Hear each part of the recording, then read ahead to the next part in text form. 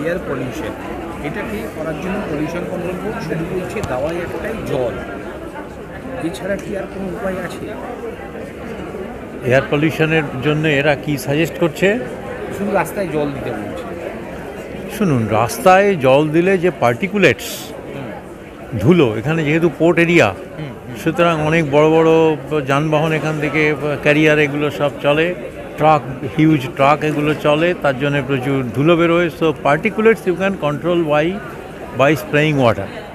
কিন্তু পার্টিকুলেট ছাড়াও তো অনেক কিছু আছে। পার্টিকুলেটসটা দেখা যায়, কিন্তু যেগুলো দেখা যাচ্ছে না, so many types of pollutants. এখানে তো অনেক ইন্ডাস্ট্রি রয়েছে, প্রচুর ইন্ডাস্ট্রি রয়েছে, যে রিফাইনারি রয়েছে, পেট্রোকেমিক্যালস রয়েছে, রাইট? তো এগুলো থেকে অনেক রকমের এমিশন আসে, বাতাসে আসে, এবং সেগুলো কিন্তু অনেক খারাপ জিনিস তার মধ্যে আছে। তো উদ্দেশ্য হচ্ছে যে সেইগুলোকেও কিন্তু চেক করা দরকার। পার্টিকুলেটস একমাত্র পলিউট্যান্ট তো নয়। তো এই জিনিসটা কিন্তু প্রত্যেক কোম্পানিতে তাদের এয়ার মনিটরিংয়ের ব্যাপার থাকার কথা, এবং মনিটরিং আশা করি সেটা রেগুলার মনিটরিং হয়, এবং সেই বেসিসে যদি মনে হয় যে কোনো পলিউট্যান্ট তার মাত্রা বেড়ে যাচ্ছে, সেগুলোকে কন্ট্রোল করার জন্য অ্যাডিকুয়েট স্টেপ নেওয়া দরকার। It should not be confined to this particulates বা এগুলো অনলি। তার মানে কি প্রতিকার কী হতে পারে? প্রতিকার হতে পারে, দেখুন, খুবই ইম্পর্ট্যান্ট জিনিস হচ্ছে মনিটরিং। অর্থাৎ এখানকার বাতাসে পার্টিকুলেটস বা ফাইন পার্টিকুলেটস কতটা আছে, সে আপনি PM60 হোক, PM10 ইত্যাদি ইত্যাদি, সে কতটা আছে সেটার মনিটরিং তো দরকার। আমি জানি না এখন মনিটরিং কতটা সিরিয়াসলি করা হয়, আমার ধারণা নেই, আমি ছিলাম অনেক দিন আগে। তো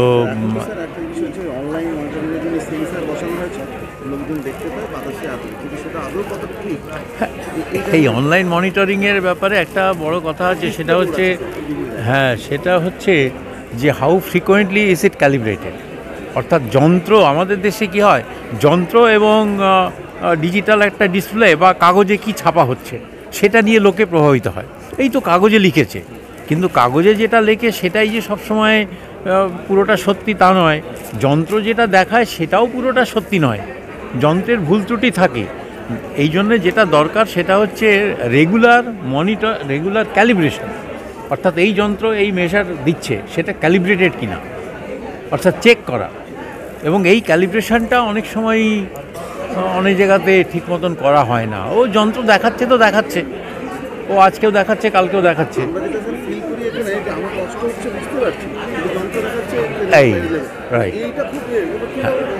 সুতরাং এটা সঙ্গে সঙ্গে দেখা উচিত যে পিরিয়ডিক ক্যালিব্রেশন হয়েছে কিনা, এবং ক্যালিব্রেশন যেটা দিয়ে হচ্ছে, যেমন ধরুন আমি যখন পলিউশন কন্ট্রোল বোর্ডে ছিলাম, এয়ার কন্ট্রোল মনিটরিংয়ের জন্য 4টে বোধহয় অটোমেটিক স্টেশন ছিল, কিন্তু হ্যাঁ 4টে, সেগুলোতে কিন্তু ওই মনিটরিংয়ে এই ক্যালিব্রেশনের জন্যে সেই গ্যাস পেতে আমি সেখানে চেষ্টা করে ওই ব্রিটিশ অক্সিজেন থেকে যাতে ক্যালিব্রেশনের জন্য কোনো গ্যাস আমি ক্যালিব্রেট করবো, তার তো পিওর গ্যাস চাই।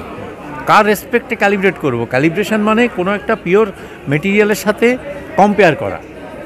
কেমন যে এই পিওর মেটেরিয়ালটা এটা 100%, আমি যেটা মাপছি সেটা কত পার্সেন্ট। তো এই ক্যালিব্রেশনটা দরকার, এবং এই ক্যালিব্রেশনটা রেগুলার হয় কি না, দ্যাট ইজ ভেরি ইম্পর্ট্যান্ট। এবং ক্যালিব্রেশনের জন্য যে ক্যালিব্রেশনের গ্যাস যেটা আছে, সেই গ্যাসটা কোত্থেকে কেনা হচ্ছে, রিলায়েবল কোনো জায়গা থেকে কেনা হচ্ছে কিনা, অর্থাৎ গোড়ায় যাতে গলদ না থাকে। রাইট, এই ক্যালিব্রেশনটা দরকার। এবং এয়ার কোয়ালিটির মধ্যে তো শুধুমাত্র পার্টিকুলেটস, আমি আগে যেটা বললাম, not only particulates are important, but there are so many pollutants. তার মধ্যে হাইড্রোকার্বনস আছে, পলিসাইক্লিক হাইড্রোকার্বনস আছে, তার মধ্যে কার্বন মনোক্সাইড আছে, সালফার কম্পাউন্ডস আছে। তা এগুলোরও কিন্তু মনিটরিং দরকার। শুধু জল ঢেলে দিলাম রাস্তায়, সেটা that is not enough. Monitoring আর জল, জল তো হচ্ছে পার্টিকুলেটসের জন্যে, বাকি যত পলিউট্যান্ট সেটার জন্যে তার মনিটরিং, অর্থাৎ কী কনসেন্ট্রেশনে বেরোচ্ছে, যেখান থেকে এমিশন হচ্ছে, maybe the refinery, maybe A petrochemical company, যেখান থেকে এমিশন বাতাস যাচ্ছে সেখানে কি আছে, কতটা আছে, সেটা মেজার করা যেমন দরকার। আর ক্যালিব্রেশন, অর্থাৎ টাইম, যে যন্ত্র মেজার করছে, আমি সেন্সারের কথা বলছিলাম এখানে, they use different kinds of sensors. যেটা দিয়ে মাপা যায়, তা কিন্তু সেই সেন্সারটা আবার ক্যালিব্রেট করা হয়েছে কিনা, অর্থাৎ টাইম টু টাইম তাকে চেক করা হয়েছে কিনা যে এই যে রেজাল্টটা দিচ্ছে সেই রেজাল্টটা ঠিক কিনা। যেমন মাছের দোকানে গেলাম, সে তো ওখানে দেখাচ্ছে ডিজিটাল ডিসপ্লে একটা আছে, ওজন 1 কিলো, তো সেই 1 কিলোটা 1 কিলো কিনা সেটা বোঝা যাবে কি করে? সেটা একটা স্ট্যান্ডার্ডের সঙ্গে কম্পেয়ার করলে তবে বোঝা যাবে। এই কম্প্যারিজন এবং এই ক্যালিব্রেশন টাইম টু টাইম, এই জিনিসটা কিন্তু খুব দরকার। এটা অনেক সময় হয় না। সেটা কি মনে হচ্ছে হয় না, মনে হয় আপনার? এটা বলা মুশকিল, তবে এটা আপনারা জিজ্ঞেস করবেন যে কবে ক্যালিব্রেশন হয়েছে কি হয়নি। নিয়ম অনুযায়ী কতদিন অন্তর অন্তর ক্যালিব্রেশন করা উচিত? এটা বছরে তো 2 বার করা উচিত, হ্যাঁ। এবং এটা ডিপেন্ড করে আবার কি মাপা হচ্ছে, কিসের ওপর, কোন জিনিস মাপা হচ্ছে। এটা সব কিছুর বেলায় যে একটা পার্টিকুলার ফ্রিকোয়েন্সি বা টাইম গ্যাপ থাকবে তা নয়, এটা ডিপেন্ড করে। এয়ার কোয়ালিটি ইন্ডেক্সে দেখি হ্যাঁ 65 দেখছি, অথচ আমরা দেখছি কষ্ট হচ্ছে। এই যে ডেটাটা আসছে কোত্থেকে, এটা মেজারমেন্ট যেখানে হচ্ছে সেইখান থেকে যা ডেটা দিচ্ছে সেই ডেটা দিয়েই ক্যালকুলেট করছে এয়ার AQI কী আছে, এয়ার কোয়ালিটি ইন্ডেক্স কী আছে। কিন্তু গোড়ায় যদি কোথাও গলত থাকে তাহলে তো যে ডেটা বেরোচ্ছে সেই ডেটাটা ভুল, তো সেটাই চেক করা দরকার। That should be checked meticulously, এবং তার জন্যে টাইম টু টাইম ওই ক্যালিব্রেশন করা এবং চেক করা এইটা দরকার। অর্থাৎ আমি দেখে এইটা ডিসপ্লে দেখাচ্ছে ওটাই যে আমি সত্যি বলে ধরে নিলাম ফুল প্রুফ, তা কিন্তু নয়। পলিশে আমাদের এখানে স্যাম্পলিংটা খুব ফ্রিকোয়েন্টলি তো হয় না, স্যাম্পলিংয়ের ফ্রিকোয়েন্সিটা কিন্তু আরও বাড়ানো দরকার। এবং সেটা আমাদের এখানে কিন্তু এয়ার কোয়ালিটি, যেমন আপনারা জানতে পারেন AQI এয়ার কোয়ালিটি ইন্ডেক্স কত আছে, কেমন সে 100 না 200 না 400, গরমকালে 400 হয়ে বেরিয়ে যায় অনেক সময়, যত বেশি হবে তত খারাপ। কিন্তু জলের যে কোয়ালিটি, পার্টিকুলারলি ইন্ডাস্ট্রিয়াল বেডস, সেখানে যে জলের কোয়ালিটি কীরকম সেটা কিন্তু সবসময় আপনারা ওপেনলি জানতে পারছেন না। অর্থাৎ এটার জন্য ডিসপ্লে করা কোথাও যে এই জলের কোয়ালিটি, এগুলো কিন্তু এইটা জিনিসটা যদি থাকে তাহলে পাবলিক জানতে পারে। অন্য কোথাও কি আছে, মানে অন্য কোনো শহরে, দেশের অন্য কোনো শহরে? সেটা আমি এক্ষুনি বলতে পারছি না যে কোথায় ডিসপ্লে করে। এয়ার কোয়ালিটি অনেক জায়গায় ডিসপ্লে করে, কিন্তু ওয়াটার কোয়ালিটি, হ্যাঁ নয়েজ তো হয়ই। বলতে পারছি না যে আমাদের দেশে কোথাও। হ্যাঁ পাইপলাইন মডেল এবং অথবা ওই যে এখন সব পাড়ায় জলের হয়েছে এটা, কিন্তু আমরা যখন জলটা ইউজ করছি, যে পুকুর বলুন বা সেই জলে র্যাশ চলে আসছে এবং এখানকার বেশিরভাগ না, তো সাবসয়েল ওয়াটার, গ্রাউন্ড ওয়াটারের মধ্যেও তো অনেক পলিউশন ঢুকে যাচ্ছে। তার কারণ যত পুকুরে পড়ছে সেখান থেকে সিপেজ হয়ে চলে যাচ্ছে। তাছাড়া ড্রেন বা আদারওয়াইজ এইগুলো থেকে সিপেজ, অর্থাৎ মাটির মধ্যে ঢুকে যাচ্ছে। এবং এই সমস্যাটা কিন্তু পৃথিবীর অন্যান্য দেশে অনেক সময় হয়েছে এবং আমাদের দেশেও আছে। শিল্প সব একই জিনিস দেখা হ্যাঁ, আমি দেখতে পাচ্ছি কয়েকদিন আগেই প্রায় 5 বছর ধরে একটা কোম্পানি তার ওয়েস্ট একটা জায়গায় জমা করছিল, হঠাৎ করে তাকে এইসব করতে চিঠি করতে তারা তুলে নিল।